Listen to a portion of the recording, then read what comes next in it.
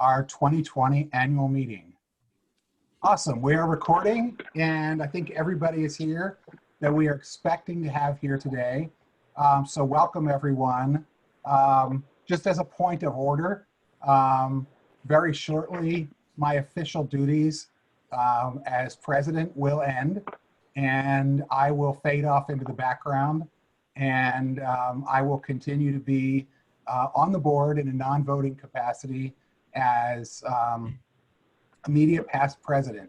So I'll be able to be the peanut gallery, but available for any perspective or insight from the past if needed.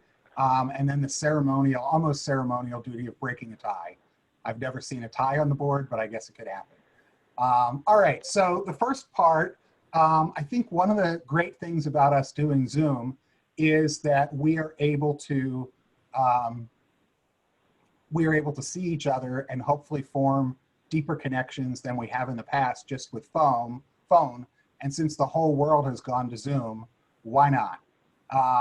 So I'd like to ask everybody to just introduce yourselves, since it's the first time that the board's getting together. And I'm going to start the way I see people on my screen. So Stacy, go ahead and introduce yourself. I am Stacy Coleman. I am the current treasurer of the board and have been for, I believe, the last 4 to 5 years. It's all runs together. I can't quite remember at this point. Graduated Penn State in '99 with a undergrad degree in economics, then again in 2009 with an MBA. Currently live in State College and would upfront apologize for my current very terrible lighting as I'm in the process of moving and my house is filled with boxes and there's absolutely no good place to do this right now. So this is what we got. Great, thank you, Stacy. Kevin, why don't you go ahead and introduce yourself? Hi, I'm Kevin Knapp. Graduated from Penn State with a journalism degree in '92 and was at the Collegian for 4 years. Finally, at the end, as the opinions editor. I live in Baltimore and Rehoboth Beach, Delaware, and I am the editor and co-owner of the Washington Blade. Great, thank you, Kevin. Go ahead, Stack, also known as Barbara's iPad. I'm Barbara White Stack. I live in Pittsburgh. I graduated from Penn State in 1975 with a journalism degree. I worked on the Collegian for 3 years, but that's all the time I was at Penn State. I worked for a couple of small newspapers, and then I worked for the Pittsburgh Post-Gazette as a reporter and editor for 27 years. And then I worked for the United Steelworkers Union as a blog writer for another 15 years, and I'm retired. Awesome, thank you, Stack. Megan, go ahead. Hi everybody. I'm Megan Hennigan. I graduated from Penn State in 2000. Through the entire time I was at Penn State, I worked on the business side of the Collegian in a variety of different roles and a short, very half tenure as business manager at one point. I graduated with a degree in marketing, then got my MBA at Pitt. So, you know, I bounced around Pennsylvania, both Pittsburgh, and then ended up, I live in Philadelphia now. I still work in marketing and advertising, and I've been on the board for, oh gosh, 2, 3, I've lost track of time, but I'm the vice president for now. Great, thank you, Megan. Robin, go ahead. Hi, I am Robin Rodomski. I graduated from Penn State in the dark ages with Barb in 1975 with a degree in journalism. I also was only there for 3 years. And then I moved away where I was a working journalist and went to northern Minnesota, which was a crazy time for a year and a half, where I did work in the media. Then I moved to Chicago a year and a half, that seems like 30 years later, because it was very cold up there. And I've been in Chicago ever since, have got my MBA here at DePaul, have had a career in marketing, where I've been chief marketing officer from everything from Playboy Enterprises to lots of different companies. For the last 20 years, I've been in professional services marketing, where I kind of was involved in really the development of legal marketing in 1999.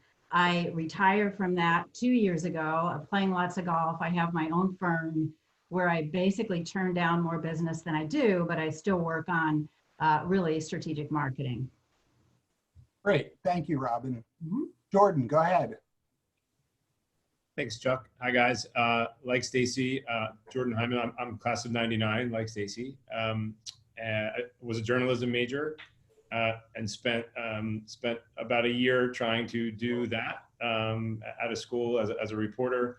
And then the allure of the dark side called, and I took a job at Sports Illustrated in 2001, started 2001 on the branded content side of the house, and didn't really look at the details. And we spent the I don't know if everybody's. Jordan, it seems your audio is breaking up a little. Yeah, is it mine? Sorry about that. I'm here. Maybe it's better now. I don't know why. Yeah, it is now. Okay. Anyway, so yeah, I've spent the bulk of my career, 20 plus years at this point, in content marketing and branded content, working at places from Time Inc. to Bloomberg to Dow Jones, Wall Street Journal to NBC. So it's been a fun run, and it's been fun to see some of that those real life experiences start to be relevant to the collegiate as well. And I'm on the board. I think this is 4 years now in my second I guess technically stint or second renewal of 3 years. So looking forward to all the good things ahead. Great, thank you, Jordan. Anthony, Go ahead. Hi, my name is Anthony Laser. I live in Los Angeles. I graduated in 2001 with a film and video degree, but I worked for the Collegian Arts and Entertainment section while I was attending Penn State. I'm currently a programming and business development executive for a streaming video platform called Zumo that's part of Comcast. And I also head up the nominating committee. And it's been really amazing process of getting to know folks through that committee. And I'm really excited to welcome our new board members to this meeting, and glad to see that everybody's already gone through orientation, and looking forward to this next year. Great, thank you, Anthony. Karen, go ahead. Yeah, hi everybody, I'm Karen Pilata. I graduated from Penn State in 1985 with a degree in advertising. Moved to the DC area, and I currently reside outside of DC in Great Falls, Virginia. I, although I had an advertising undergrad, I didn't really work in the field. I found my way into sort of mortgage finance, got an MBA, and was a 20-year veteran of Fannie Mae, where I took on a variety of financial services leadership roles. I've been retired for about 8 years officially from corporate life, and have been doing corporate board work and some consulting work on the side. This will be my first year on the board, and I'm looking forward to getting to know and work with all of you, and to try and make an impact on the current Collegian staff. So thanks for welcoming me. Thank you, Karen. Go ahead, Kurt. I'm Kurt Harler, class of 72. I have a Bachelor of Science in Agriculture. I have a Bachelor of Arts in Journalism. I worked for the Collegian the whole time I was at University Park, mainly during the time of the Vietnam War protests and so forth. Worked for HBJ after I got out of school and got a master's at Ohio State. Since about 1990, I've been freelance writing and managed to keep the wolf away from the door with a pretty decent run in both agricultural and high-tech security writing. So you need a freelance, you got my number. Great, thanks, Kurt. And last but not least, we have Dave Jones. Dave, you're muted.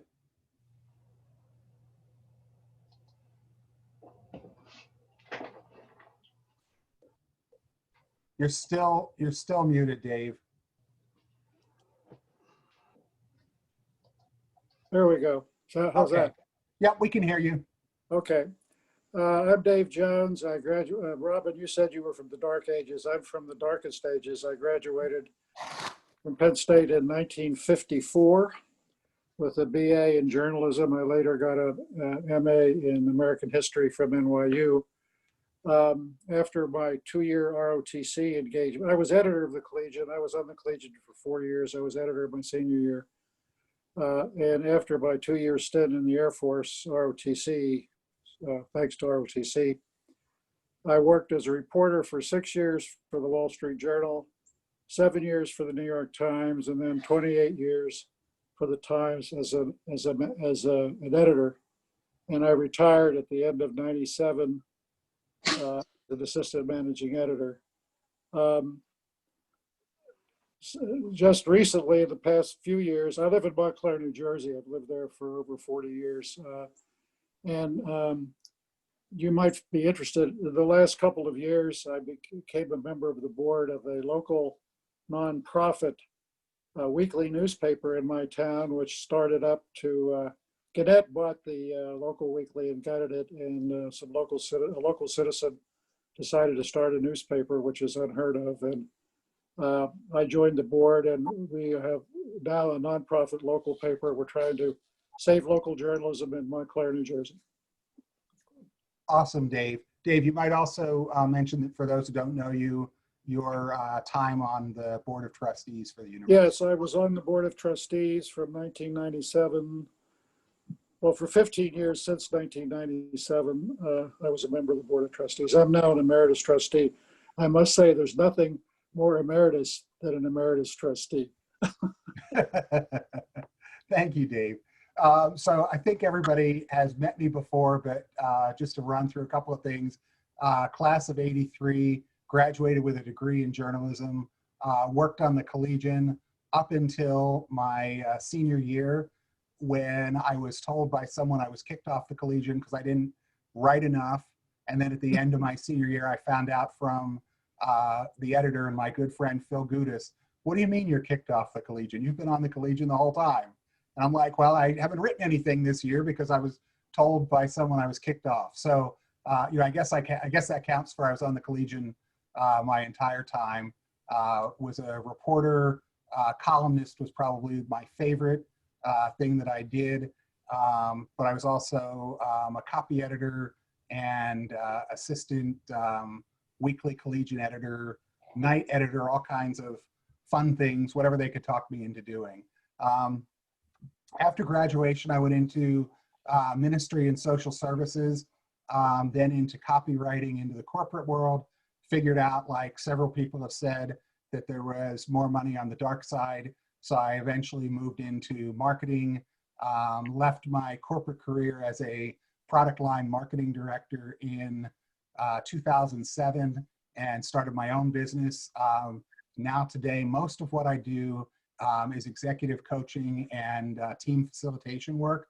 But I also do the Stray website here and there. That's something I started to do in the 90s. So it's almost like a hobby for me. But I only do it, I don't really advertise, I just hold it out by referral. So anyway, glad to have everybody here. I'm not sure, you know, what's going on, why we don't have 100% of the team here, but we have a great team here. And also just make another note that when Dave Jones joined the board, it was a very happy day for me because I was the oldest person on the board when I joined. And so now I'm just going to do an estimation. I'm at least in the middle third. So, so I appreciate the seniority and experience we now have on the board. And probably next year we'll be saying, wow, we need to get some young alumni on the board. So it's great to have this experience here. I think Dave's getting younger, so I don't know, Chuck. Not really. Yeah, well, Dave's young at heart, that's for sure. So our first order of business is kind of the last order of business for me, and that is to hold our election for officers. In previous years, we would get to this point in the meeting and it would kind of be like, who wants to be president? Does anybody want to be vice president? So on, and it was always a little awkward. So what I've done this year is I've tried to solicit, cajole, encourage, whatever we want to use as the term, to get people to be interested in serving in officer roles. So people have expressed interest to me. It's totally outside of the process that people have expressed interest, but there are at least four people on this call who are willing to serve as officers. So this would be the official opening of the nomination process. And depending on how many nominations we have, that'll determine what our voting process will be. I don't vote on this, so I'll be the independent tabulator of votes and election monitor. I was going to call in the United Nations, but I figured we could handle it ourselves. So anybody who would like to nominate themselves to serve in an officer role, nominations are now open, or if you'd like to nominate somebody else. So who would like to go first? Chuck, maybe you should give people the slate of candidates that you have developed. Well, it would be overstated to say it's a slate of candidates because that's outside of our bylaws, but I can tell you who would like to be nominated. How about that? That'd be great. Okay, so Jordan has expressed an interest in being nominated to serve as president. Robin has expressed an interest to serve as vice president. Stack has expressed an interest to continue to serve as secretary, and Megan has expressed an interest to serve as treasurer. So Stacy's very happy. So with that said, those are the people who have expressed interest so far.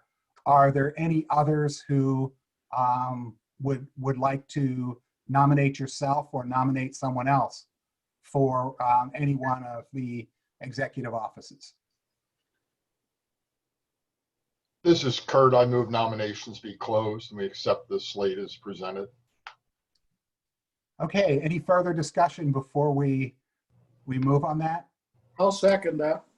Okay, we have a motion and a second. For the record, the motion is to elect Jordan as president, Robin as vice president, Stack as secretary, and Megan as treasurer. We have a first and a second, and we'll do the informal voice vote. All in favor? Aye. Aye. Any opposed? That is awesome. Congratulations to our officers. During the time I've been on the board, that has been the easiest and least painful officer election process. So thank you, everyone. And Jordan, the meeting is all yours to lead now. Thanks, Chuck. That was also the quickest and far speedier than I recall in person. Maybe we should never convene in person again. I don't know. And I thought I saw some celebrating. Maybe Megan especially. There was definitely two hands went up, I think there.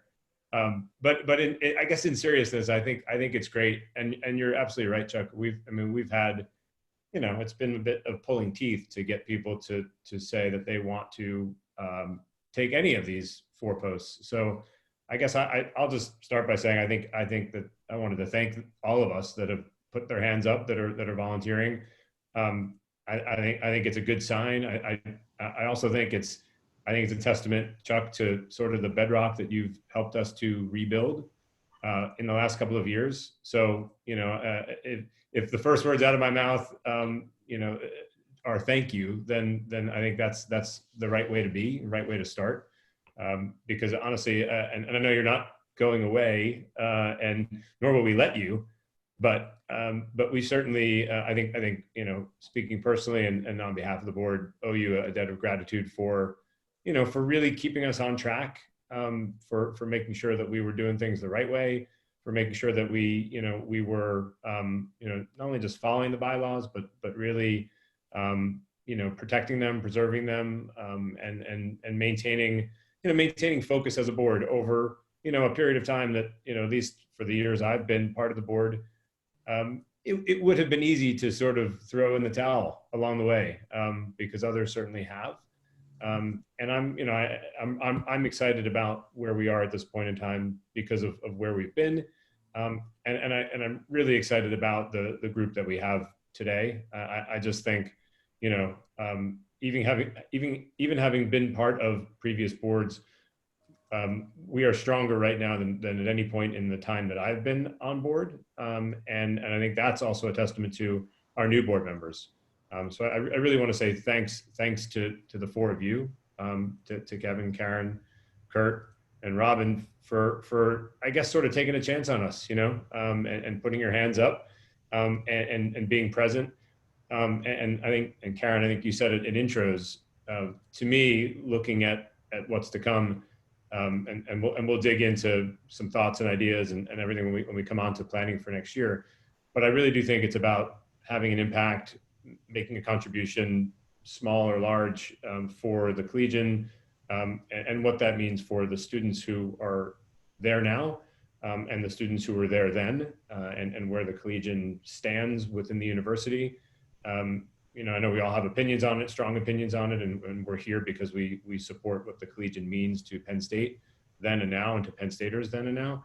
And I really do think that's our opportunity. You know, we're a small board that has been able to get a lot of things done. And as I thought in advance for today, I think there's a lot more we can get done, if we want. And I'm not talking about full-time job type commitment. I'm just talking about a little bit more, you know, energy, creativity, and willingness to say, yeah, hey, like I'll put my hand up to do that too. And you know, I think we'll be looking for more of that as we go. I didn't raise my hand to be president just to say that I want to do it all myself, because that's not possible. And so I really think that's hopefully a theme for today, and something we'll be able to, you know, all coalesce around.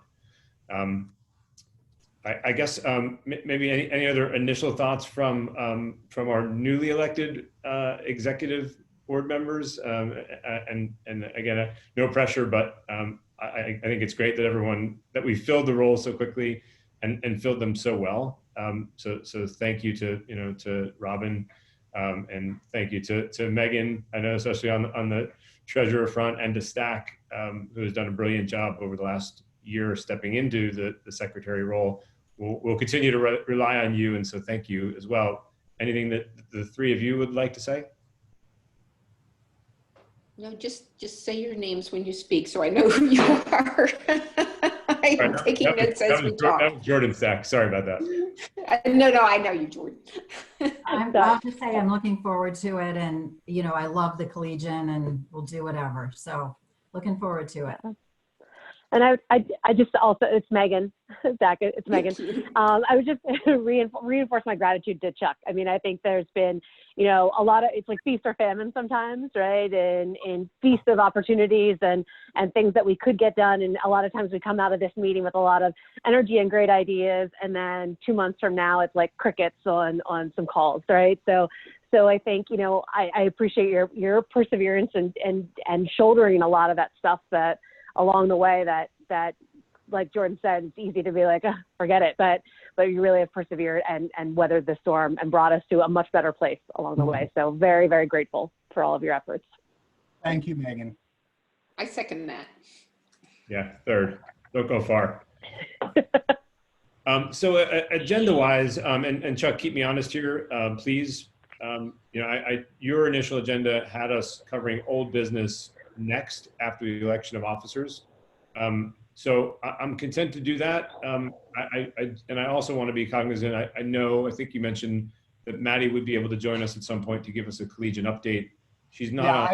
I asked her to join us about 1:30. Okay. She'd be off by 1:55. Okay. So I do have an old business matter. Yep. Sure. And Stacy, would you like to kind of tee that up? Sure. So over the past, year and a half, I would say, Chuck has been graciously out of his own bank account paying for our GoDaddy website and hosting. And I believe there's something else, Chuck. MailChimp. The MailChimp. Okay. Paying for those. And we do owe him some money in reimbursement. He did submit the receipts to me for reimbursement. So I make a motion that we reimburse him the $171.18 that we do owe him for that. I'm sorry, 171 and 18 cents. Thank you. Yep. I can second that, Stacy, if you need a second. Second. All right. So I think we're all in favor of that reimbursement. And Stacy, Aye. Bye. Aye. Yep, aye. Great. And as a side note, there was a reimbursement approved in May that Stacy also is going to disperse to me. We've had some bank account on hold issues and stuff like that. And then Stacy, directly related to this, which is old business, which you might want to bring up, is the process for the university paying us the funds we've applied for. Yep. So, like Chuck just mentioned, right, we've had some issues with the bank account, essentially because we've had essentially no transactions this past year and a half. The checking account went inactive. Our money market account went dormant. So the Visa card linked to the checking account wasn't working. I've gotten the bank to override that. Chuck and I will work this week to get those linked up to the MailChimp and the GoDaddy. So everybody cross your fingers that works. So then that will be coming directly out of our checking account going forward. So Megan, you won't have to worry about that piece of it. The money market account is dormant. When I spoke to the bank, they said that because it's dormant, it will essentially be closed within the next month or two if we don't make any transactions. Current interest rates, we're getting about 22 cents a month that we're earning on that money market account. So we made a whopping $285 over the last calendar year. There's a little over $5,700 in that. So I would also propose that we just move the money market account in that balance into the checking account and consolidate and only have one bank account. I'm happy to second that motion as well, Stacy. I think that's a great idea. You're on board with everything, Jordan. You're like, let's stream like this, right? You said consolidate. If exactly. Consolidate, I'm going to second it. Okay, so I will move those funds over before handing everything off to Megan as well. And then the last piece is... Before you do that, point of order, Jordan, you have to have a vote on the motion. Oh. Yeah, so can we just all in favor of that consolidation from money market to checking? Aye. Aye. Thanks. Okay. And then the last thing is the university does allocate, we have a communications allocation from the Alumni Association. They have changed their process in how they allocate money, and they're making us sign up and register as a supplier due to what, Chuck? You said they implemented that in June, but then we were just notified of it recently. They just let you know. So there was a lag on their end of letting us know we needed to do this in order to get our communications allocation. And consequently, I didn't want to sign up with everything in, you have to put the treasurer's name and address. I didn't want to sign up with my information knowing we were going to be handing this over to Megan, as well as with me moving. I didn't want to check sitting at my old address, not the new address and whatnot. So Megan, when you and I touch base in order to move everything, I think that we just walk through the process as soon as possible to get that all registered in your name. And then that check will come to you. Okay. But that is one thing that's, we have to do pretty quickly so that we can get that. It's what, $500, Chuck? I believe there are two payments. One about $500. They couldn't give me the exact number because it's a formula that's based on the number of alumni who are connected with the Collegian in the Alumni Association records. And then there's also a meeting expense reimbursement that we applied for. Going forward, there will be 3 things that we can apply for, both of those as well as a speaker honorarium fee. I'll be happy to share any of that information as needed. I think, Jordan, you may be up to speed on that already. Yeah, we've talked a little bit about that, and I think, we should absolutely apply. I assume these are annual application windows for all 3. We haven't used all three of those buckets, the speaker piece for sure, Right. but no reason that we can't if we have the funds to do so. I think that would be great, especially considering, you know, we're doing, for example, these roundtable conversations, and if we needed, you know, that sort of fee to help us in some case, let's do it. Yeah, so I think this is terrific. We've also talked about, you know, for example, for communication in that bucket, that the cost of Zoom, for example, to be able to use for our meetings, for committee meetings, et cetera. So I think this is, I'm glad it was discovered, if it was you, Stacy, or if it was you, Chuck, who discovered that there was money out there that we could have been claiming. So let's claim it. Great. There may be additional old business, although I cognizant that, Chuck, you mentioned that Maddie, hi Maddie, maybe on a bit of a tight timeline, and it's I've got 1:35, and I think Maddie, you've got a hop before 2, right? All right. So if everyone's okay with it, maybe we just transition over to Collegian update, Collegian report, so we have as much time as possible to ask any questions, and then if we have any other old business, we can come back to that after Maddie. So hi Maddie, thanks for joining. What's going on? Give us the latest. Hi everybody. So yeah, I mean, we started the fall semester a few weeks ago. So I think we're at week 4 right now. Things are going pretty well in the news division. We have a staff of about 65 people. We finished up recruiting now, so we're beginning like the hiring process. And we actually got like as many candidate applications as we have like people on staff right now, which is like really crazy. So that's exciting that we're going to have a lot of new faces hopefully this fall. In terms of like content, obviously sports aren't happening right now. We still have a sports staff. We're still trying to do sports stuff as we can, which just means that we're writing a lot of features, you know, stuff like that.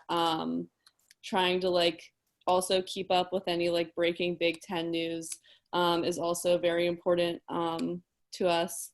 But because no sports are happening, that means that a lot of like, we are very dependent on our news and lifestyle content, which those staffs have been doing a very good job, sort of like, you know, carrying their weight. We're really trying to like put, I mean, we're printing once a week now because sports were canceled. So therefore we want to be focusing on digital stuff to begin with, but we were sort of like forced to like, you know, really go head first into like really embracing our digital identity. So if you are checking up with the Collegian, you know, on our website or social media, you will see the website is like slightly different than it was before. No like huge changes, but we like formatted it differently. So now there's like an editor's pick at the top. News and sports have like equal weight right below that. And then some stuff is like a bit more aesthetically pleasing than it was before. So we're really happy with how that looks. And then we're also just sort of trying new things with our Instagram, which is continuing to grow. And then with like Twitter and Facebook, we're also just sort of trying new things, you know, trying to reach a broader audience and really engage the audience that we do have. So yeah, I think that's, at least on like the news side of things, that's, you know, what we're really trying to focus on. I don't think that Sarah could be here today to talk about what's going on with business. Great, thanks, Maddie. Any questions from the board for what's happening Collegian side for Maddie?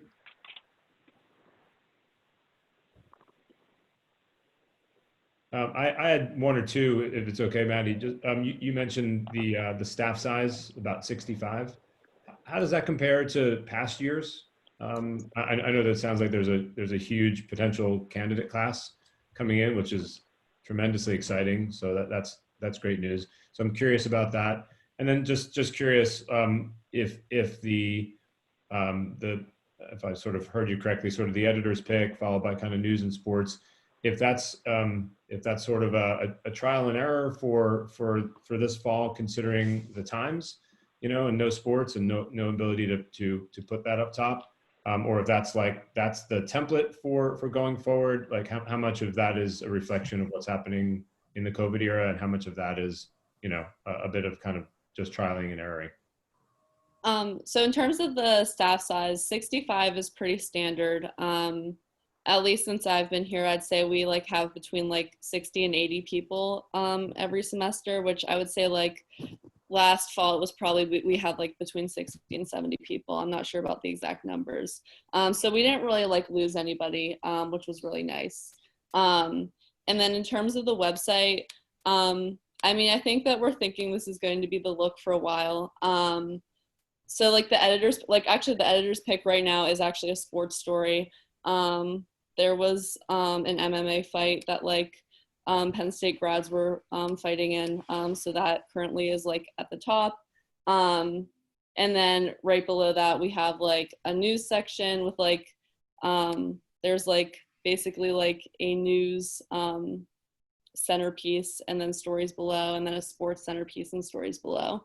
So like going forward, we think we just like how that looks. You know, we want to like, sports is obviously a big driver of where we're getting our clicks and stuff like that.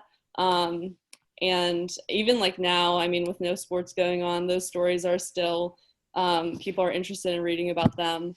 So yeah, we just sort of wanted to make it easier for people to like scroll down and then they see like news right there and sports right there, instead of having to like see news and then like go down further to find like the sports content. So we're thinking that it's going to like stay like this for a while. I think it looks good. Thank you. Maddie, I may have asked this once before as well, but in this window where, you know, it seems like obviously the staff is still spread out and in the office sometimes, not at other times. From your perspective, and not to, you know, you didn't have to give us a firm answer now, but anything that the staff needs differently right now, whether it's a tech question or, I mean, which has come up in the past, anything that you're noticing that is sort of would make, you know, putting out content and covering the news right now easier from your perspective? And again, if nothing jumps to mind that like is an immediate need, that's okay. But just sort of wanted to float that, because again, as we go away into this meeting and think ahead, some of our focus will be on things like fundraising and ways that we can obviously try to maybe fill holes and that sort of thing. Yeah. I mean, I think right now we're doing like as well as we can be, you know, just considering the circumstances, you know, how stuff is working in like a hybrid format. The one thing that like I've been like thinking about this, and like, again, I don't know if like any of you could like offer advice with this or anything, or like, you know, anybody who could like help out with this. Like, so Jordan and Megan organized the roundtables, and they've been like very well attended, and people really like hearing like Collegian alum, you know, speaking about their experiences and stuff like that. And the one thing that I like have been like thinking of is like, I do think like there are lots of people on our staff right now who are like struggling like personally. They're like struggling to find motivation, not just with like the Collegian, but with like schoolwork and how like COVID is like affecting them. And I think like on top of that, like working for a news outlet can take a toll on your mental health. So I've been like thinking that like I would like to like Whoa, wait a minute. try to Dave, no laughing. Okay. I would like to, you know, try to like offer like some sort of resource for them to like, you know, try to manage things, which like I don't know what that would look like. But like, I guess that's just something that like I'm trying to think about now, because I would like to do something for people, even if it was like a one seminar type of thing where somebody like talks about how you can like, you know, try to like, you know, maintain your mental health when you have online classes. You know, there's breaking news constantly happening, or like if there are any resources online.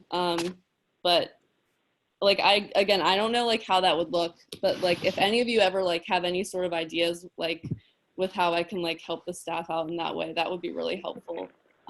It's not like people are doing like so horribly, but I know that like a lot of people are just very tired and they're very stressed. And like they're doing the best they can. I think like everybody is like, you know, sort of out of sorts right now. So yeah, I would like to like help people in that way. Because it's like really nice to see people like pushing through and, you know, they're like getting good grades in their classes and they're doing work for us. But again, like I think, you know, the pandemic has definitely, you know, it isn't the best for people's mental health.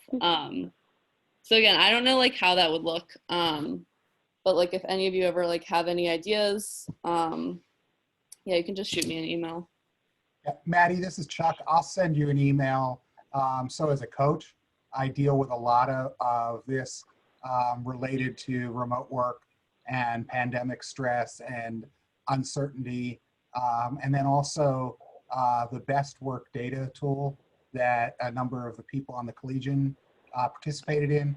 There's a version to help people understand how working and learning remotely can affect them and how they can be more effective in that.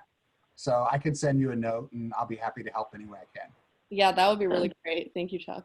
Maddie, this is Kurt. I'm also on the Blue Band's board of directors, and this is confidential, please, at least for the time being, to everybody here. It's not for publication, but we have put together as a board exactly what you're asking for the Blue Band members, what you're asking for the Collegian staff. It will be sprung on them at the end of the month. So after that, you know, you can run with it. But if you want some good information and a nice plan for what went out, I can put you in touch with those people as well. Yeah, that would be really helpful. Thank you. It's pretty cool. Yeah.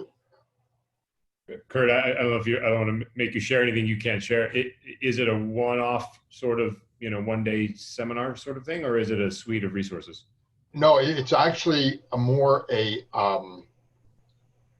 a talk, a conversation with alums on what sticking with it means, how to fight through the challenges, in this case, music instead of writing or selling ads, but and what they can look forward to, positive reinforcement as they fight their way through.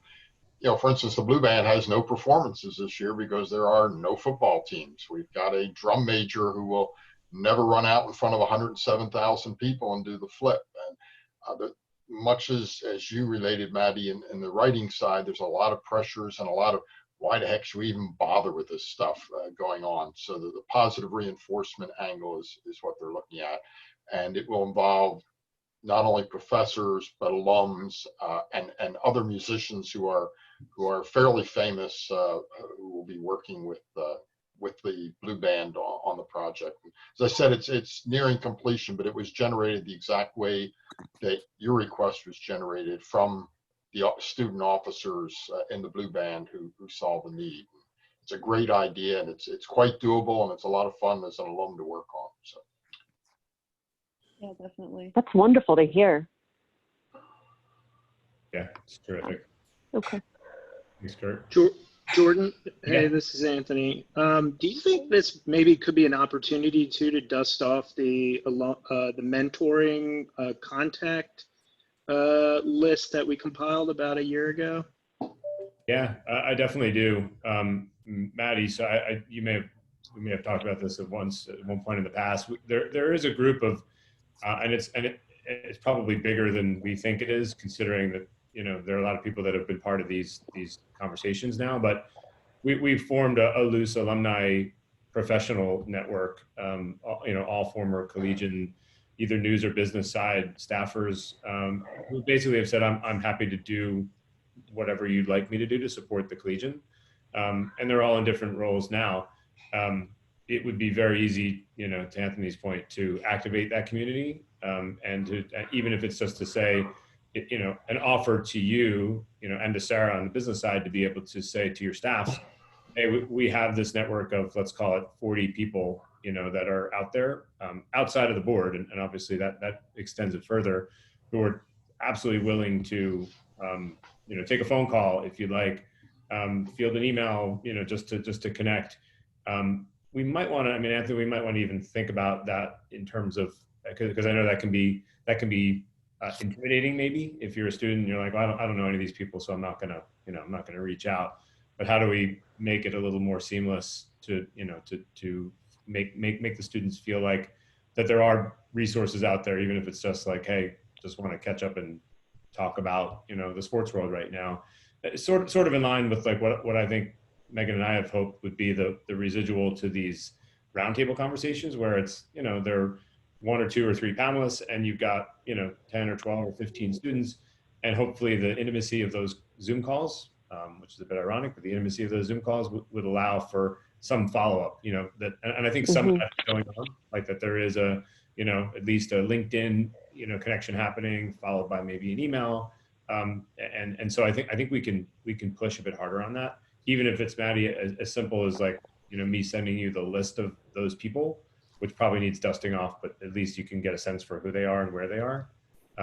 Because they're all, they're all basically, as of a few years ago, hands up saying, let me know if it's a mentoring one-on-one, if it's one of these engagement talks, if it's a, professional opinion on a piece of work.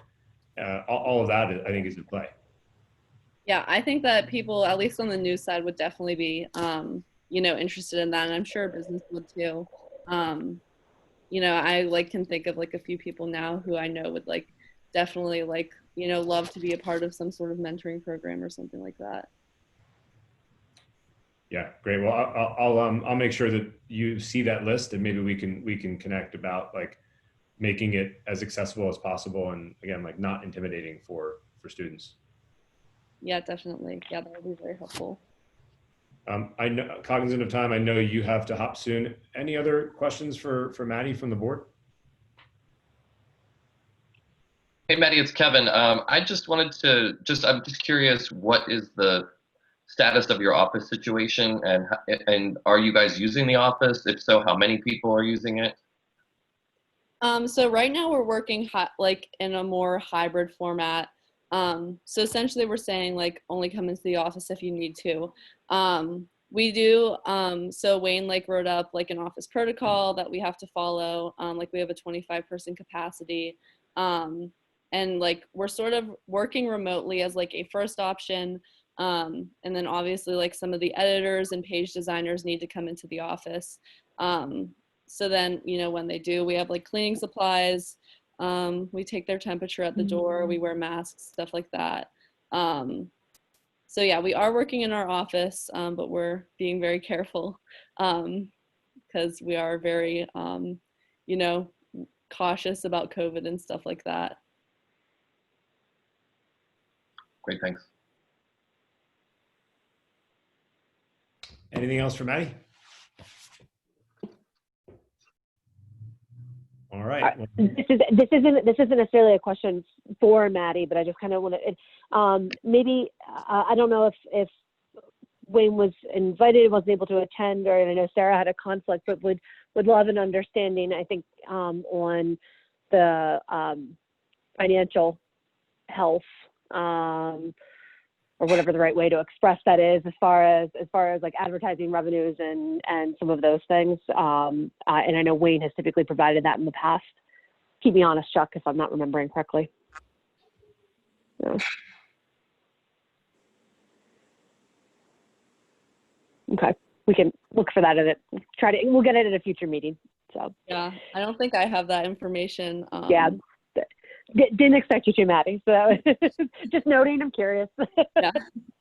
It typically is Wayne. Yeah. I mean, Chuck, you tell me if this would be out of line. It'd be nice to get that status update if possible, even if it's in email form, before our next full meeting. Which would be technically 2 months from now, or even a committee meeting. I mean, I'm happy to reach out and request some sort of a status, but. Yeah, Jordan, I would suggest you reach out and touch base with Wayne. Okay. I didn't get any more information about why he couldn't attend, just a decline on the meeting. Yeah. I mean, in many ways, and he may balk at this, but it'd be great to get even if it was a monthly sort of, newsletter status thing from him. And I'll ask and feel his comfort on that. But it'd be nice to get something like that it just keeps us informed. And, even if he can't make a meeting, then we sort of have it. And if he can, we can ask questions about it because we're more prepared. Yeah. Great So idea.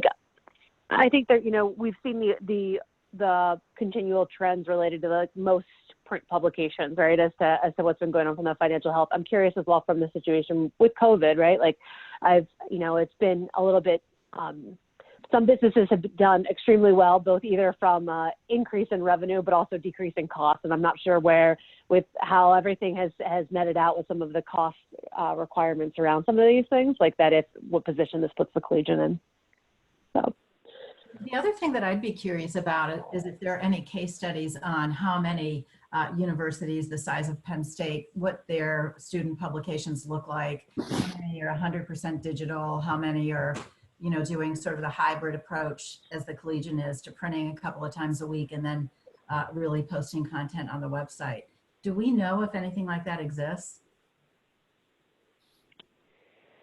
Anybody?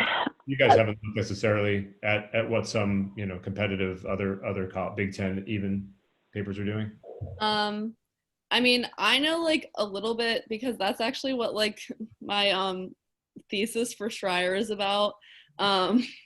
But like I don't have any I'm like for my thesis I'm talking to like a handful of EICs from like a bunch of different college newspapers, so I could tell you like how they're doing, but it wouldn't be like a sort of set like this is how every Big Ten newspaper is doing. But I think from what I've like talked to them about, like most people are sort of in the same position with us, as us, where like almost everybody cut back on print. They're focusing on like digital first. They're working like in a hybrid format. So like at least from like what I've heard, it's sort of impacted everybody the same way. I would say that we're like slightly better off than most people or in like the same boat. So yeah. Maybe I'll include that in my ask for Wayne if he has it. Any sort of competitive information if he's, because I agree. I think that's it's valuable for us to know. And if he's not monitoring it, then maybe there's another way to get at it.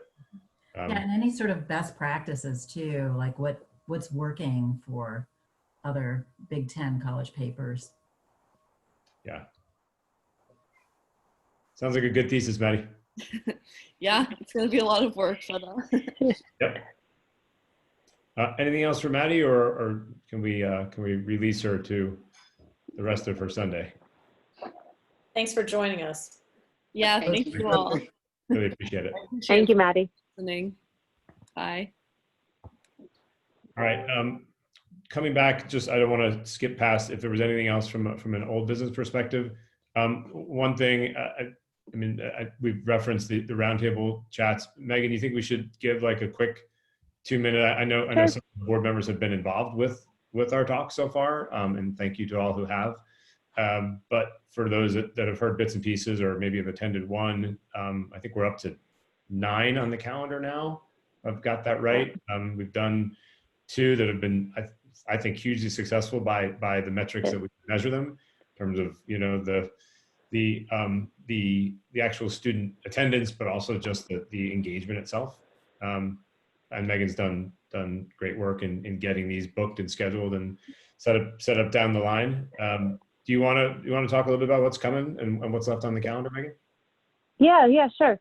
So I think just a few things. Like we did a first round of these in the spring of this past year, and they were, I'll say, smaller scale, but smaller scale in the way that we mostly tapped into current board members and their participation in the roundtables, right? And then this time around, I think there's two changes that have upped the content level of it, right? I think we've expanded beyond active board members participating and really reached out into networks of both active and inactive, alumni members from the Collegian, and really, I'll say, leveled up on the content side of it. And much credit to Jordan and others who squeezed their professional networks and employed guilt much better than my very Catholic grandmother would have ever been able to do. So we got a lot of good participation that way. That really has helped generate a lot of great interest and content on it. the other side too is that unlike we added an element of having the students be moderators on these sessions, which was kind of a last minute add into all of it, but really has, I think, shifted some of the engagement into being very engaging. It's a horrible way to describe it, right? But really redundant. But the students are much more involved. I think the discussions via Zoom have gotten much more robust. So have been very pleased. Jordan referenced we have 2 done. We have a number that are going to be happening over the next few weeks through the end of September.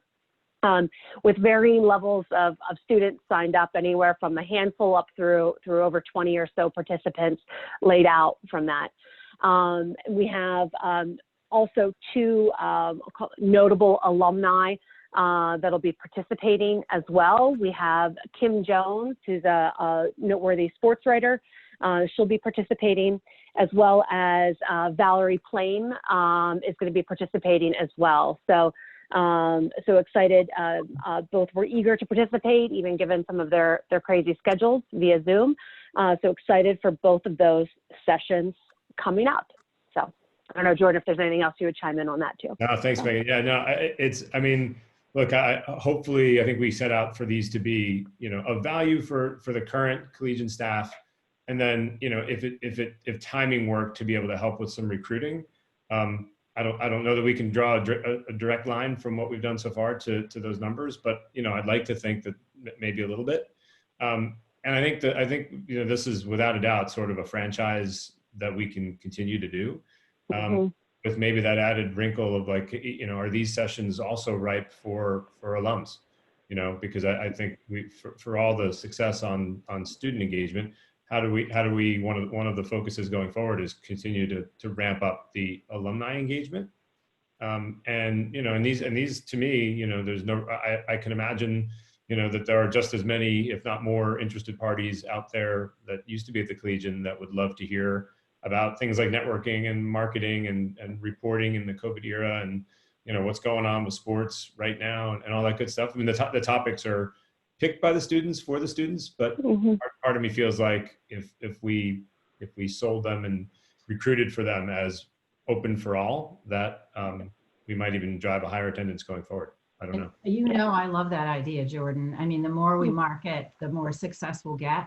I mean, if people knew that Valerie Plame was going to be on one of these Zoom roundtables, I think we would have a cast of hundreds, which I think, the 2 that I sat in on, the sports one in particular, and the news coverage in the era of COVID were excellent. And I was, we should have hundreds of people tuning into that. So the more in my humble opinion, the more we can market to collegian folks and even journalism students and alumni, the more successful they'll be, and the broader the reputation of these, which I think have been excellent.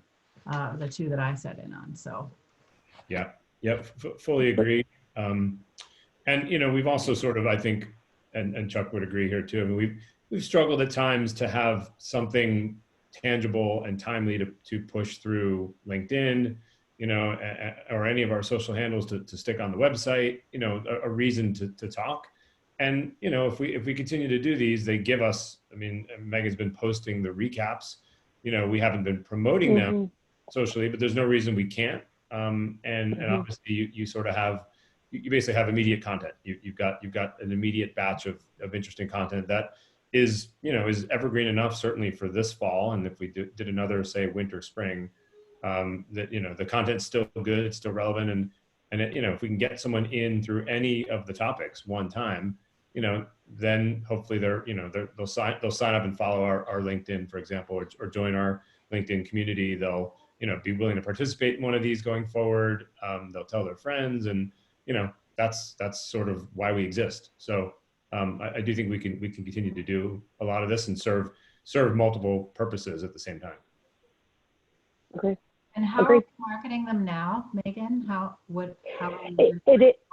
It's primarily been through both the news and business channels, right? So meaning within the students, amongst the students, right? So with Maddie and Sarah communicating to their current staff, and then candidates who are coming in on both the news and business side. And so that was ultimately the intention, right? So these haven't been broadcast much beyond that, aside from prospective candidates with some of the broader reach, but there's not a wide net that has been cast on those, cast on these for general population, if you will. Right, and I mean, no reason we can't going forward. That would be easy enough, certainly. Yeah. But and to Matt, I mean, Maddie and Sarah's credit, I mean, they have recruited well. I mean, the sign-up list. I think for the reporting in COVID session, Dave, you were on that one too. I want to say, keep me honest, Megan, we had 16, 18 students, something like that, sign up right at the end of the day. It was in that ballpark. I'm not lying. Yeah. So on the reporting in the time of COVID was 25 people signed up. In sports, we were around 10, but we had more people that joined beyond that as well. And then, and so for the upcoming ones we have, I mean, during even like the management and leadership is the next one up on Tuesday afternoon. And we have 13 students that'll be joining that one, even probably more as we get closer. So we get notification of all of the roundtables. I mean, even if we pop in for a few minutes sometimes. Yeah, I could add all of the board members to all of the invites if everybody would like. I'm happy to do that. The more info, the better. Let's do it. Let's do it, Megan. Why not? Yep. Right. You'll see they're all in the next. I think we wrap in the next 4 weeks maybe, and they're all Tuesdays, Thursdays for the most part. Yeah. And get posted to the LinkedIn group. Excellent. Yep. We've been recording the content and posting it there. So. If you want to see Kevin's brilliant comments from the first session, they're there. You can watch in perpetuity.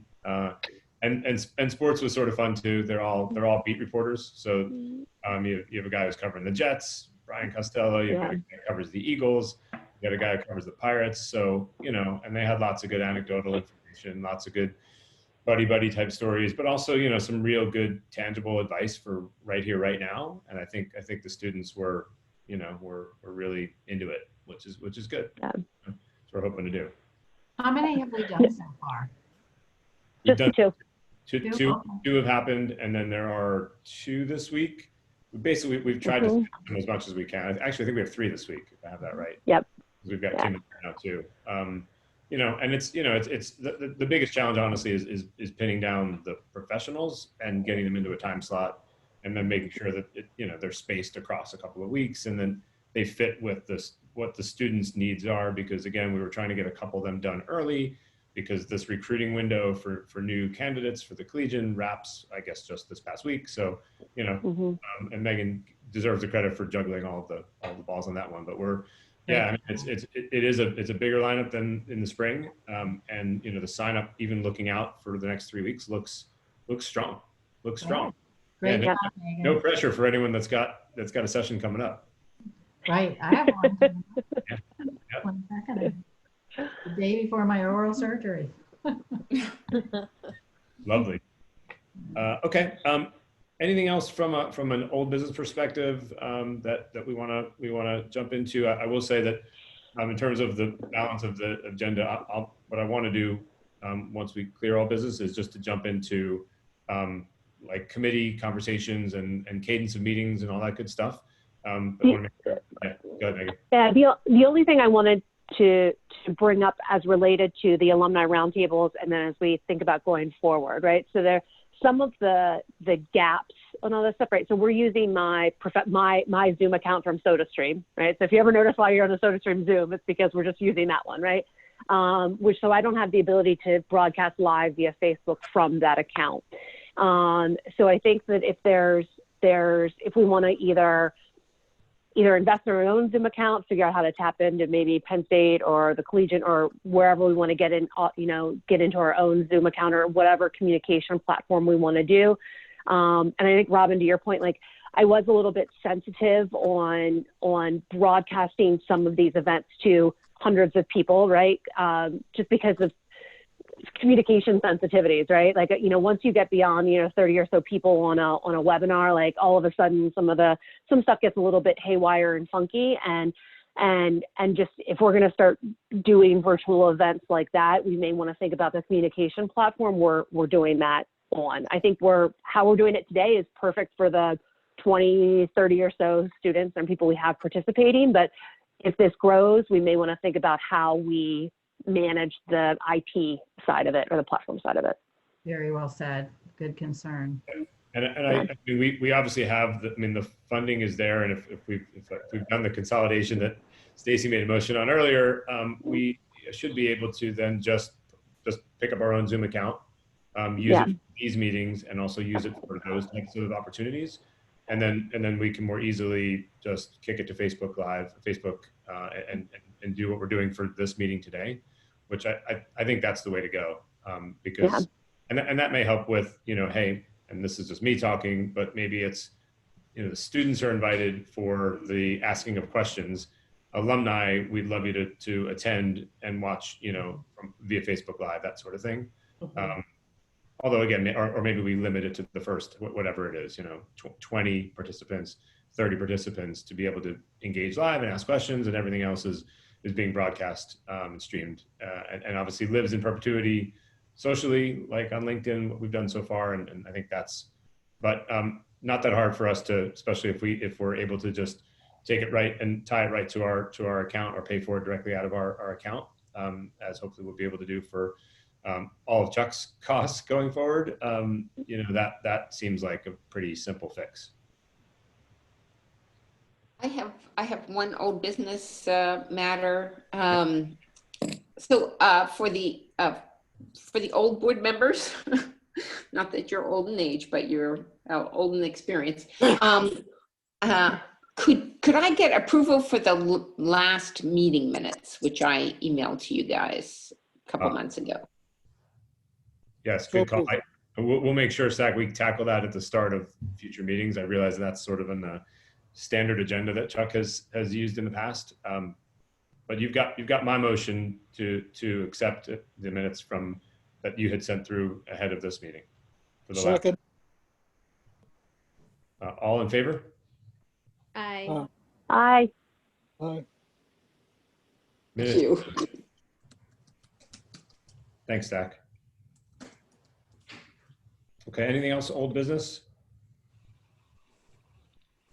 All right, so pivoting to the year ahead, if you will. So I talked to Chuck about this some, and I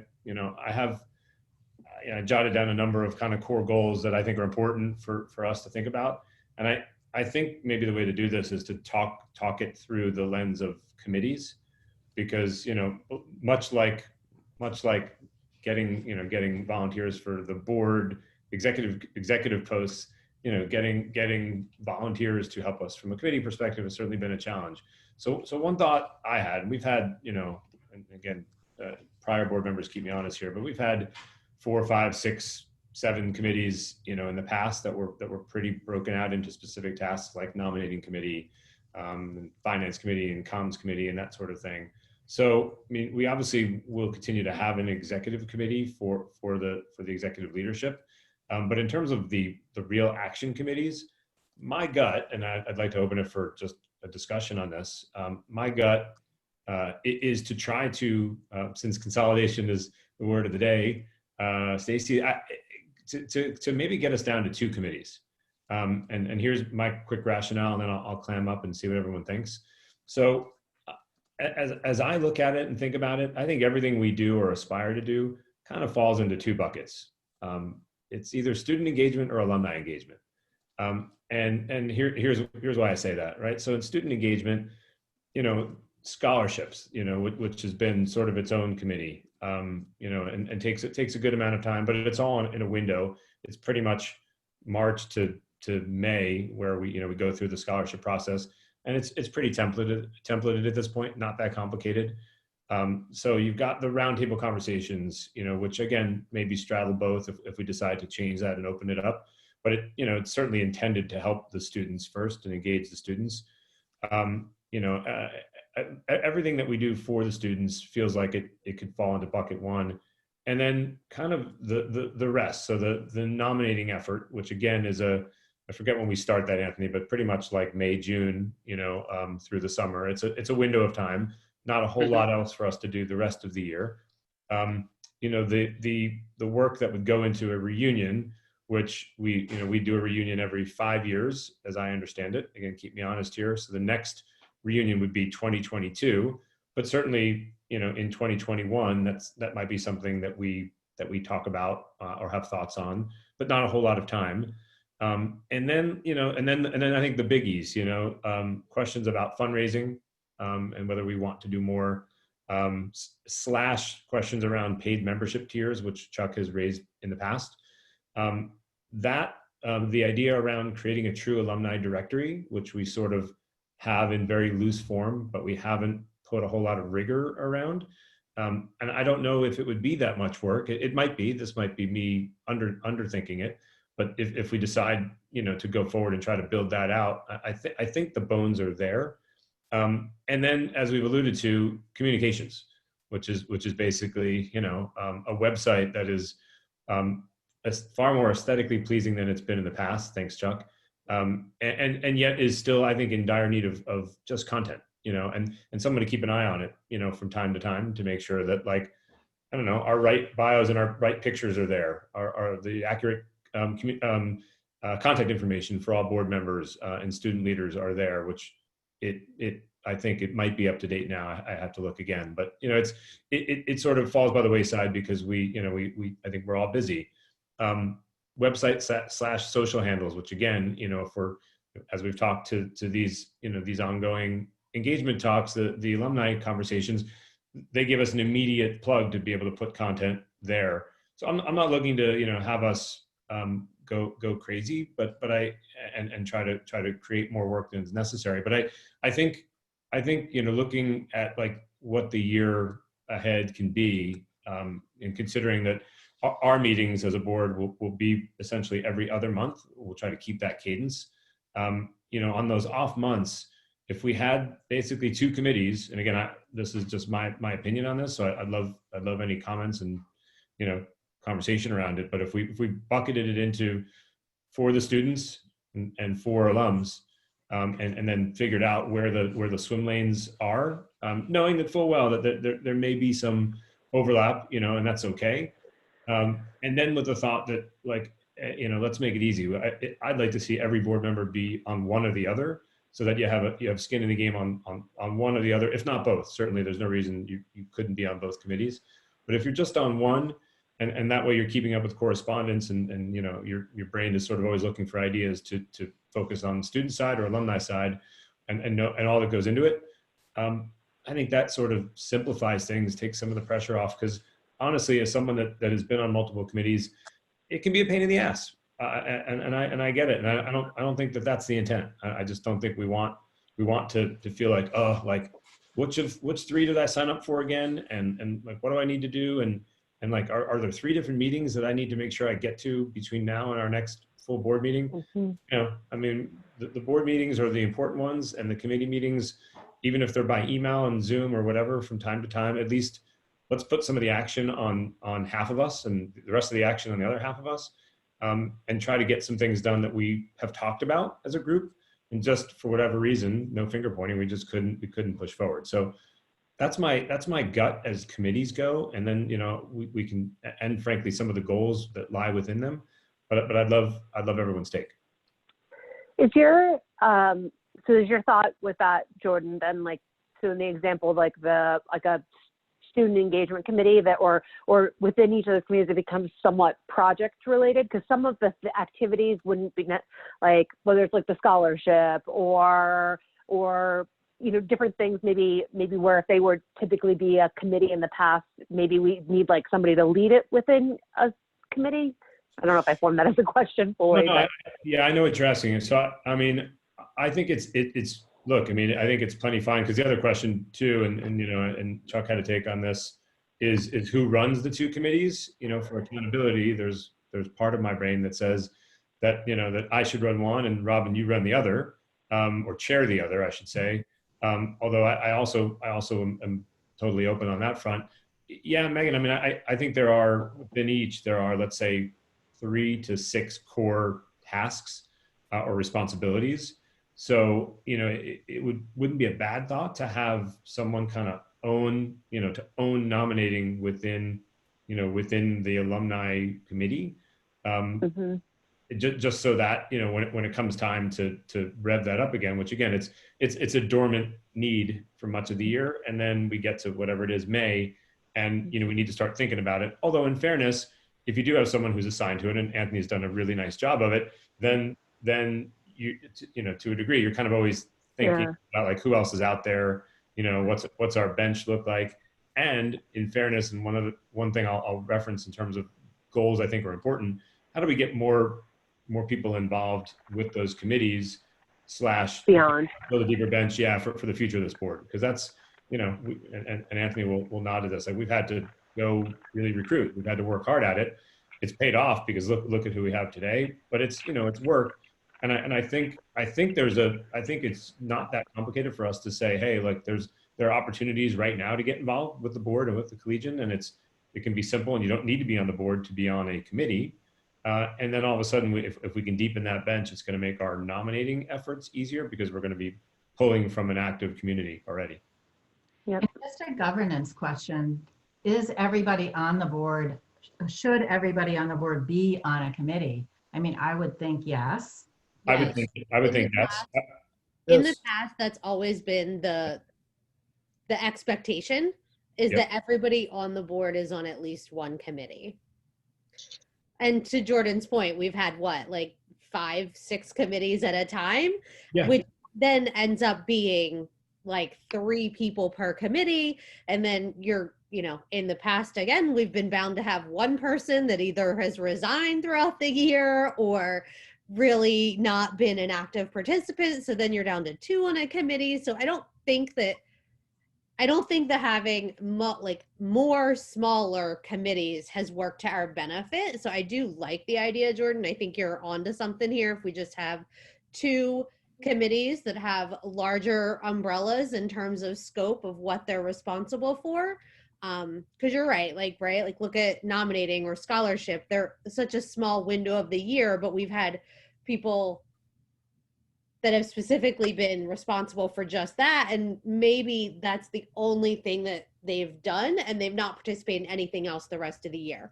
Like I know last year or the year before we had a finance committee. Well, that's great, but I'll be completely honest with you. If we're not actively fundraising, there's nothing to do on a finance committee. There's no need for multiple people on that, right? Like the treasurer can handle it. That's all it really requires, with the exception of a board vote if we're going to spend money. So I think that it gives us a lot more flexibility if we go down this path where we just have 2 committees that have broader scope of what they're responsible for. I love the idea of 2 committees, and I also like the idea of a finite project list, so that the student engagement committee has 3 critical projects that they're going to commit to getting done this year, whether it's the continuation of the roundtable or I don't know anything about the scholarships, but obviously I have some ideas on that. And then, whether or not we tackle any type of fundraising, which I would think would fall to the alumni engagement committee. They also have set responsibilities that we commit to throughout the year. And I love the idea of having people outside of the board on the committee. I mean, there are people out there, again, I mentioned this Alumni Professionals Network. That's, it wouldn't be difficult to go to them. I have not done a lot of that, but with clearer goals, I think, in just a simpler ask, as in, hey, I'm heading the student engagement committee, and, we have the following 3 or 4 goals for the year. And, and we're looking for non-board. So it's a pretty light commitment. We're not looking for you to join the board yet. But we would love you to help us with this because you're an expert in blah, blah, blah, or whatever, I think it's a simpler ask, and and then that committee can sort of think about the people in their lives and their networks that make sense, to maybe help either on a project by project basis, because that's, or join all of those committee conversations, which again, would at minimum ideally be in the off months, the months that we don't convene as a board. you'd have the committees trying to get together, knowing that there's probably some dialogue going at all times. One other point too, I think, which is my theory on some of the reasons that some things have fallen through the cracks, whether it's communications or marketing or you name it. We've had so many committees that I think one has assumed the other was going to do it, and the other has assumed the other was going to do it, and it didn't get done. And that's, again, not an excuse. Just an observation. And I think that happens when you sort of spread yourselves thin, and it's like, I'm not sure who's supposed to be doing that because there's so many names and there's so much crossover as to what we can be doing. But I would also suggest that there be some type of written, whether it's just a plan. Here's what we're going to accomplish in the year, and just sort of set it in writing and keep it simple and easily measurable. I mean, I think the roundtables have been a great thing that you've started this year. Yep. What else can we and should we be doing? Yep. And I don't want to look. I mean, I have, I jotted down a bunch of things that I think are worth discussing as they would fall into those buckets, right? Like, so, that thought around an alumni directory, like really knowing who is out there that worked at the Collegian, that many of whom probably don't realize that they're automatically members of AIG, that, and once they know that, and right now it costs nothing, and maybe it always will cost nothing, but once you realize that you're a member, and once you realize that the AIG is vibrant, and that there are opportunities, that maybe you will be more inclined to help. Do we have that? Do you have that, Jordan? So I hear Chuck's words, and I don't know if he'll say them directly here, but we have contact information. So think about the buckets. Like we have LinkedIn, we have a community there, and we have a very, very I think outdated list of contact information. But in fairness, no, there is no proper alumni directory that exists. Stacy, I don't know if you have any thoughts historically. I know this is not a new discussion or a new ask. This is Kurt. Go ahead. You're right. We really don't have anything. I mean, we have some contact information, but I don't think there's anything, there's nothing put in place that we can really utilize in the way we should be.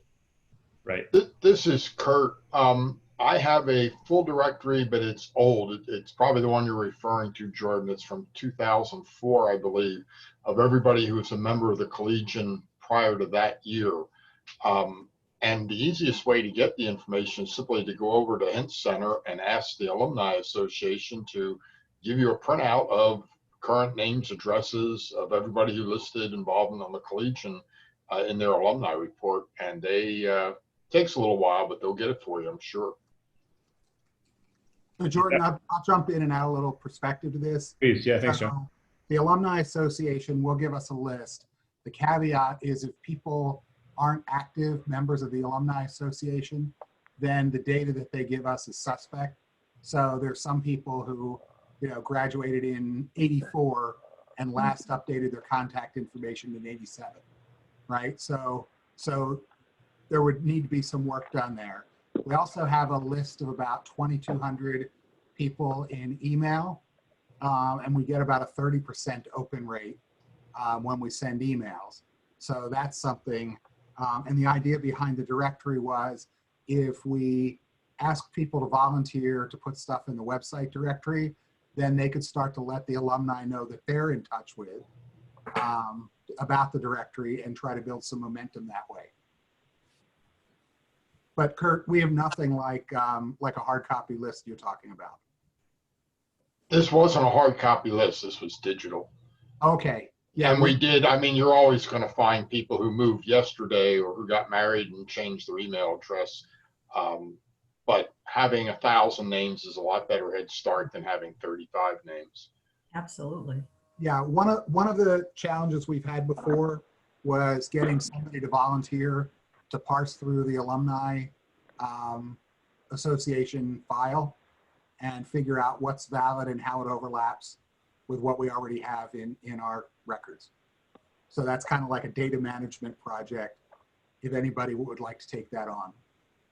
Let me ask a question in that regard. Is there a possibility that there's a data science student at the Collegian who would love a internship project to do something like that. I mean, is that something that we could use some of our funding for, is to sort of fund some type of an internship and find some data analytics person who would like the experience and marry up sort of our need with, you know, a good opportunity for a student? Karen, Chuck and I had a conversation about that, and I am so all in favor of using students like that. I think it's a huge untapped potential to do some of the things that, you know, maybe we can't do, or it would take us probably a lot longer to do than a student, a data management student. So I'm all in favor of that, and I'll do whatever I can to sort of push that through. Chuck, do you want to chime in with some of the words of wisdom that you shared with me the other day on that? Yeah, I'm happy to. So I had 2 virtual interns this summer. One was amazing and one was dreadful. So, you know, so there's that factor. Neither one of them was from the Collegian. They were from the College of Communications. And I'm sorry, what did they do, Chuck? What was their job? Their job was copywriting and digital engagement for a couple of websites. So anyway, so let me finish the thought there.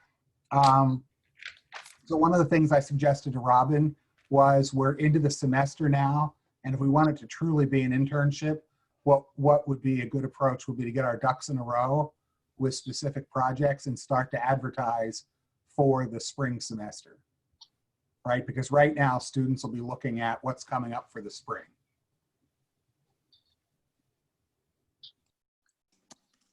I mean, that totally makes sense to me. If we decide, once we establish the committees and establish the tasks, if that is one of the directory is one that we choose to pursue in 2021, that we would get an intern to work on that and maybe do some other things. And sorry, Chuck, did you say that there's no reason why if we needed funds to support that effort, that would be okay to use our funds to do so, or would an internship need to be unpaid? So allocation of funds is at the board discretion to get work to be done. Got it. So the board would just have to vote on it. Okay. If it's through the College of Communications, you can have a paid or an unpaid internship, for credit or not for credit. If it is an unpaid internship, they recommend a $500 stipend at the completion of the internship. Got it. I don't know how that may vary for other colleges. I mean, to me, this is a no-brainer. I love the concept. You know, I don't think we necessarily need to make a motion on it right now, although I think we will need to make a motion on the committee structure. Keep me honest there, Chuck. But I think, Robin, that if there were only 2 things that committee got done on the alumni side, that should be one of them, with the, I think, a renewed focus and energy around communication perhaps being the other. Other things will fall into it. You know, I honestly, I'm not even sure we can talk. You know, this is me thinking. From a fundraising perspective, I think it's a strong ambition to have. But if we don't know who we want to fundraise among and with, you know, how can we go forth and do that? I mean, we can do it because we can go to individuals, but you know, I think we need to know who's out there, who's active, how to reach them, and again, I think fundraising still falls into that committee, but as task 1 would go and as priority would go, I would think getting that directory revved up is going to help us with comms, is going to help us eventually with fundraising / you know, membership, if that's something of interest to us, and obviously will help us with the future of this board. Couldn't agree more. So, yeah, go ahead. Would you like a motion to create those 2 committees, Jordan? Yeah, I would like the motion. That would be great. So again, I'm calling them, and if we want to refine it further, I'm open to that too. But I mean, as I've written it down, it's student engagement and alumni engagement as the 2 committees. I will make a motion that we create those 2 committees. Second, it's Kurt.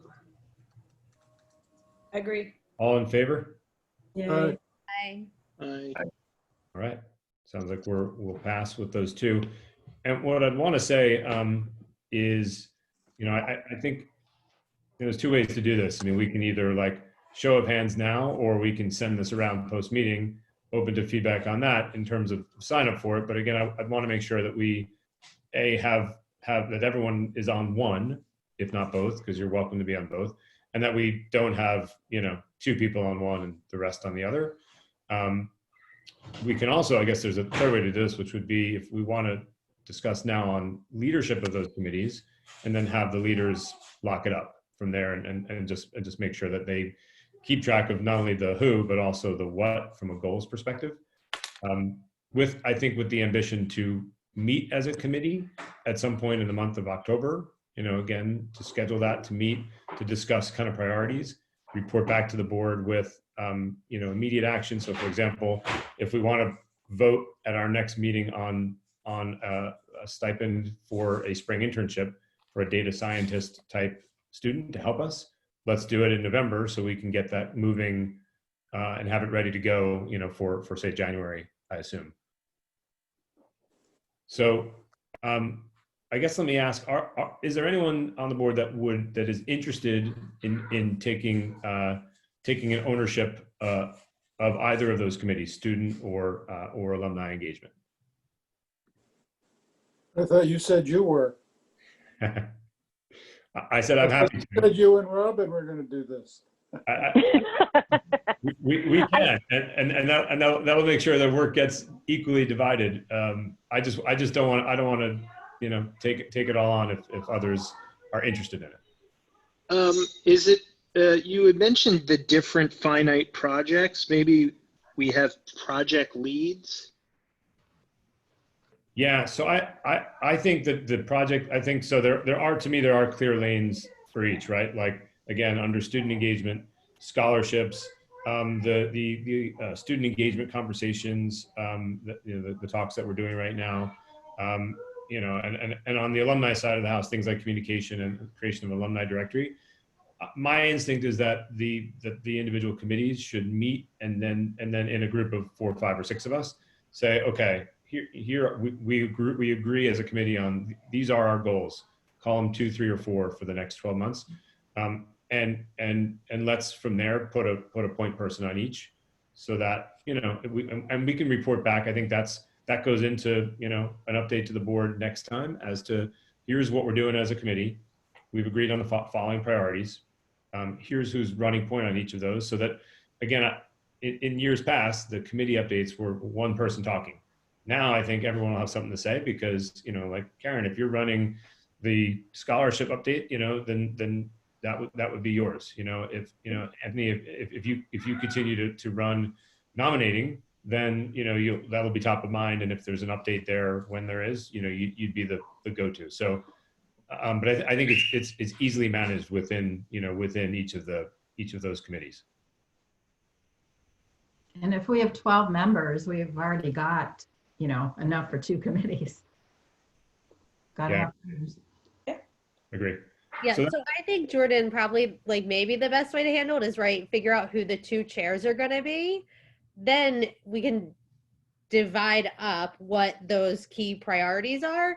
And then I think send it out, because there are some people that aren't on this call, and that gives them the opportunity to kind of get up to speed with what we're doing and join a committee. And then, I don't want to say I'm indifferent, but I'm happy to serve on either or both. But if someone is, if there's more people that really want to serve on one of them, then someone like me can just kind of fall to the other one to make it a little more even, versus us just saying right now where we all want to be.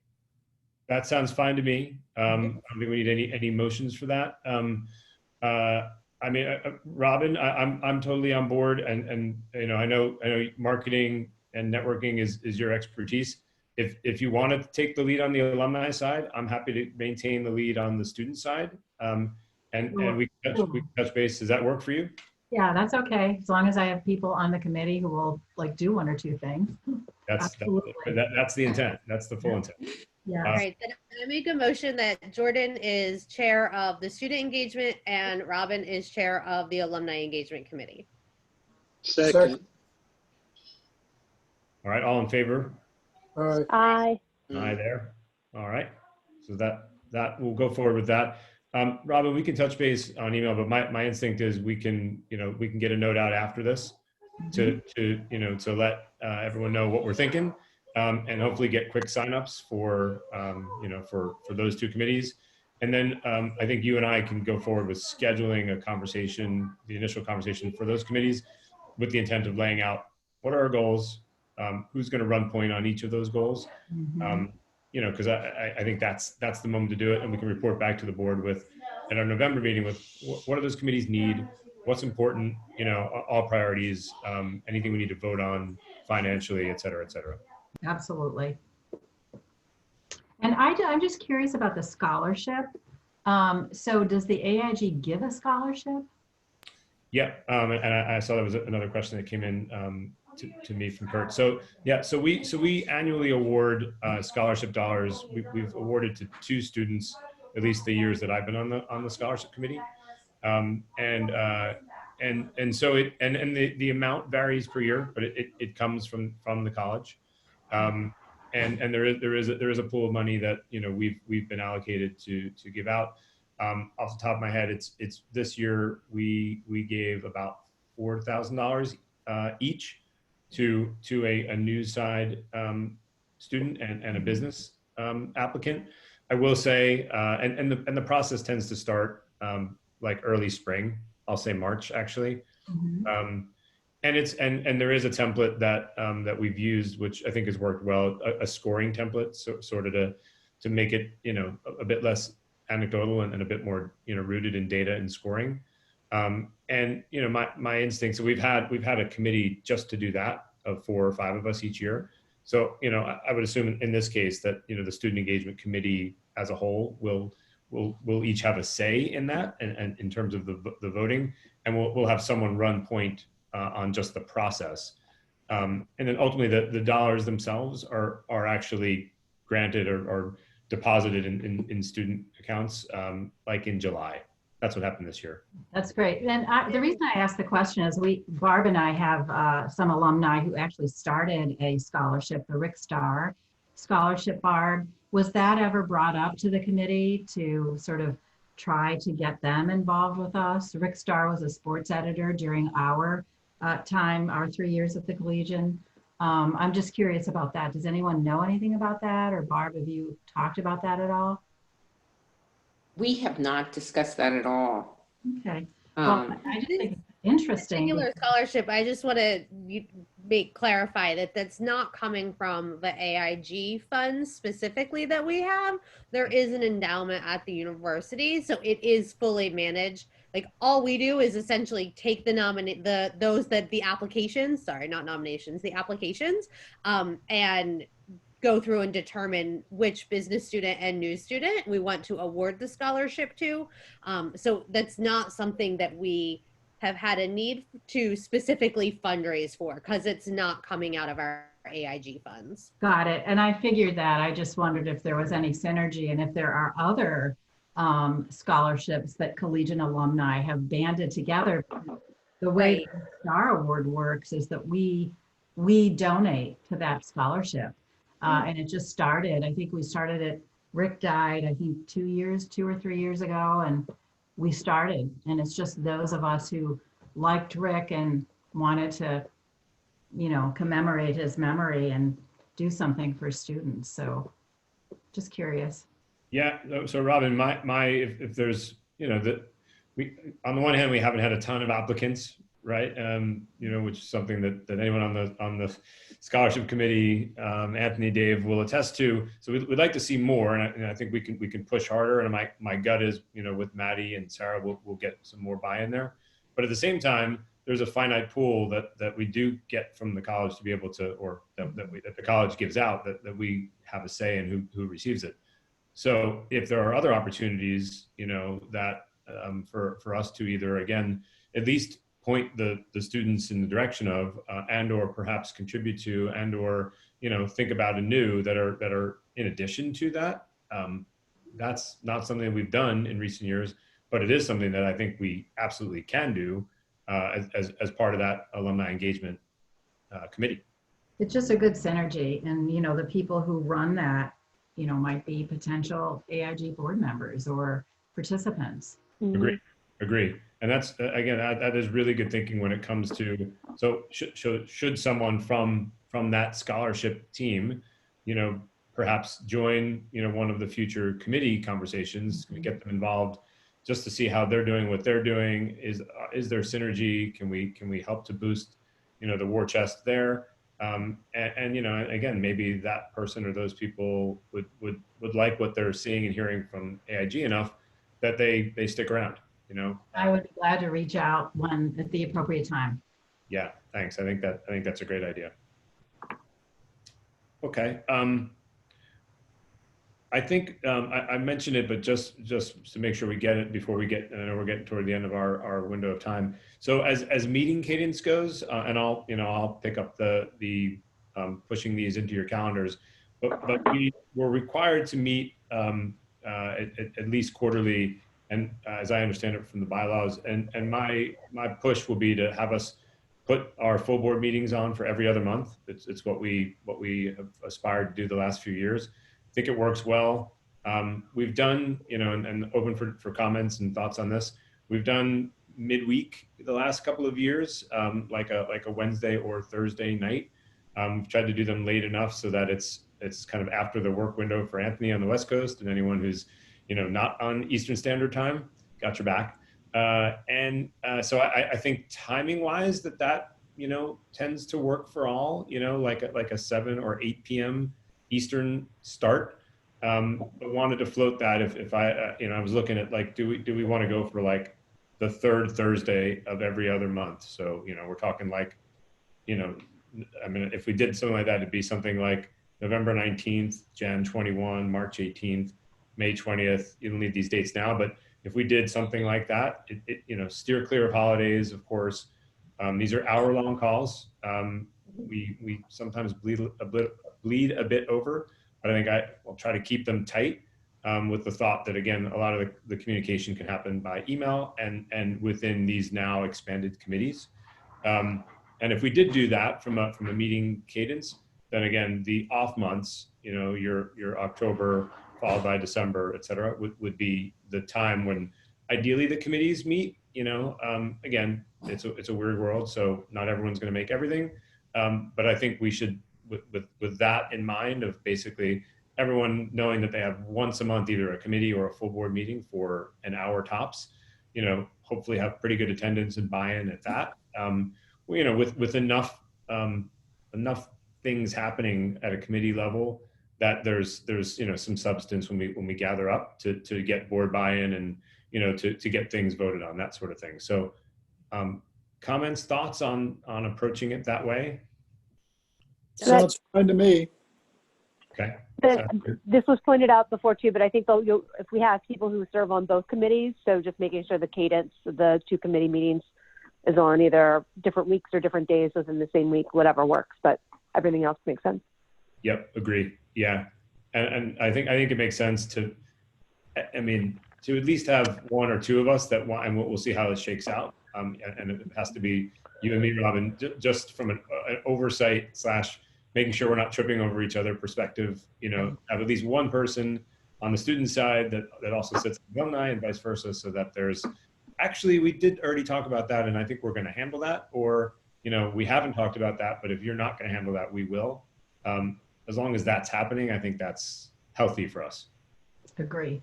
Jordan, I just had a question. Is there like some sort of website or receptacle of information that we all can draw from and share? Or do we just send a bunch of documents back and forth over email? Or how do we most effectively communicate or have access to, you know, maybe historical information? A lot of times people were mentioning that there's certain times of year when some things happen. I know you guys said that there's bylaws, et cetera, et cetera. Do these things have a place to reside that we can all tap into?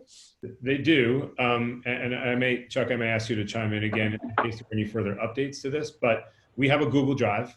We have an AIG Google Drive. We all should / or will soon have access to it if you don't already as a new board member. It has bylaws, it has any of those historical documents that you're talking about. And I think we can use it more effectively going forward if we want to be able to share things among the board and put things into that drive. It's pretty simple. I know I have access to it. I don't know, having just become president, if I know in the last hour and a half I've not given anyone access to it. But maybe, Chuck, if you want to reference whether we all currently have access or if that's something that I need to do. So we haven't traditionally all had access to it. Okay. There's no reason why everybody can't have access to it, as long as the use of the information there is judicious. And if you use Gmail currently for your email, you have to be cognizant of which account you're using at which time. Right. So you don't want to accidentally send from the Collegian AIG account if you're logged into that. As far as the bylaws and things like that, our website has the board of directors on it. It has the current bylaws. We publish news items on the website as needed. And so last year I created a calendar of different things that happened during the year and what the required times are for that. Jordan, I'm happy to help you or Stack or whomever update that to get it out. There's a certain cycle of nominations and scholarships and you name it that we have to do during the year. Yeah, that'd be great, Chuck. I think I think it's smart for us to all have access to that. Totally right. We've got to, it happens already between personal and work stuff that you send out, just to be mindful of where you're sending from and to. But having the calendar, having access, I think would be hugely important and efficient, and also just, again, makes it easier as we go, because if we start building a directory and there's a lot of documents that we need to give, for example, like a student access to, we'll all have access to it, that sort of thing, to make us quicker. So, and yeah, Chuck, I'll things like that, calendar wise, or anything else that I'm sure I'm glossing over from like an annual report perspective, or any other historical, or admin elements that are key. I'll stay close to you on that to make sure I'm not dropping any balls. Yeah, there's also been discussion in the past of should we use Slack or something like that for messaging. And certainly you could do something like that. You could have a Facebook group, you could have a LinkedIn group, you could have any form of way to create a collaborative workspace if that would work for the current board.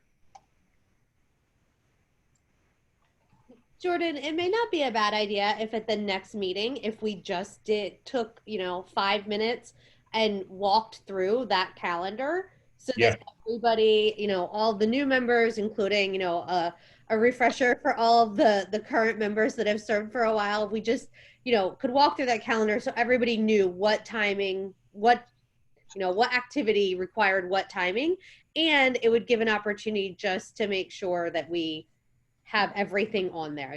There might be things that we're not realizing that aren't there that we could have that discussion. Yeah, it's a great idea, Stacy. Good idea. I had asked, I'm sorry, Jordan. No, go ahead, Rob. I had asked last time if there was any type of tactical plan that outlined all the successful things that the group has done. Whether these activities took place, 5 years ago or last year. And I don't know what those activities were, but it sounds like we're moving forward with a fresh plan. But I would love to know, what worked, and maybe what didn't work because it maybe wasn't executed properly, or there was a little glitch and the person who was handling it didn't have time to push it through. I'm just curious because I know there were probably great ideas from all these Collegian alumni. So I think in terms of a tactical plan, the quick answer is no. There's not. There's nothing that has been that formal. But I think that going Chuck, myself, Megan's been here, Jordan, we could certainly probably give some color to things that have not worked in the past and have, but there's certainly nothing formalized like that. Well, maybe on our next meeting, when Jordan walks us, I guess Jordan would walk us through the calendar of the activity and the timing, we could talk about, have a finite agenda, of course, and just walk through, here was an idea that, really had wings, but nobody had sort of the time or the wherewithal to sort of, make it happen. It would just be, I think, useful if there are such things. Yeah. And frankly, the alumni directory is one of them, without a doubt. And these are good things too, to get bounced at a committee level and then bounce back to the board to say, hey, so I'll make this up, but like if at an alumni engagement level, if it turns out that there are 5 things, and there is a push to try to do something from a fundraising perspective, here's another crazy thought. Again, the next reunion is not till 2022. But is there something that we want to do in 2021 that is a precursor to that? Again, not adding more, but any initiatives that would need to go onto the existing calendar, I think we should aspire to go through the calendar as it stands at the next meeting, but also what else should be on here, or do we want to add onto it? And I think that's as easy as a motion and an update, and off we go. Sounds good. Good. Okay. So technically, do we need a motion from a meetings perspective, Chuck, to lock those in terms of every other month and every other month committee, every other month full board? If you're considering it to be a policy of the board, yes. If not, then it's just informal. Okay. I think informal is the way to go on that one, just so we have fluidity and less policy. Well, it might be good, though, to have a motion that the meeting of the board itself be every other month. I think you were saying on a Wednesday, whatever, so that people can put it on their calendars and they know it's coming. Sure. I'm gonna send actual calendar invites so everyone will get them, but I'm totally okay with that, and I'm happy to make a motion that, and I'll if everyone's okay with it, I'm gonna call it every other month, a weeknight. I want to look at dates just to make sure that we're not hitting any holidays, stuff like that. And again, I'm going to try to pick a time, probably 8 Eastern, unless anyone winces right now on Zoom, that would at least get Anthony to the end of his workday. And I know, we're all kind of spread across the country. Jordan, I don't mind doing 7 p.m. your time. Okay. I could do it at 4. That's not a problem for me at all. Okay. All right. So what he's really saying is he wants 8 a.m. Eastern. I'm getting with that. Hey, my daughter likes to wake up at that time. That might not be I was gonna say, if she's not sleeping through the night, whatever. Time has no space or meaning. Jordan, a good thing to find out is if anybody has any standing commitments with other boards or organizations. They're not available on whatever third Thursday of every month or whatever. Yep. That's a great point. Again, if someone off the top of your heads, if there is an immediate, let's call it third Thursday every month, which by my very crude calendar scanning put us at the next meeting would be the week before Thanksgiving. Scary. November 19th, followed by Jan 21, March 18th, May 20th, and then July 15th. We can certainly, if we need to, move those by a day or two. But if and shoot me a note after this if you do go check your calendars, or once I send in the invite, it does conflict with something in there, and we can do our best to try to move it by a day or two. But I want to if that sounds okay, then I think that was a motion actually, Stack, to lock in with every other month. We'll call it the third Thursday of the month, 7 o'clock Eastern, with the reserved right to tweak if we really have to because attendance looks poor. So I'll make that motion. I'll second it. All in favor? Aye. Aye. All right. Jordan, before we sign off, I know we've got a short time, but in my short time on the board, it seems to me that Chuck has been crucial to the survival of the Collegian AIG in its present form. And I think as he's departing the presidency, the board should pass a resolution thanking him for his leadership and his dedicated leadership of the Collegian AIG during his term of president. So Second that. I'd like to make that motion at this point, this time. It's a great idea. Second from Kurt on that, if you've got it, Stack. So all in favor, and I couldn't agree more, Dave, there. All in favor?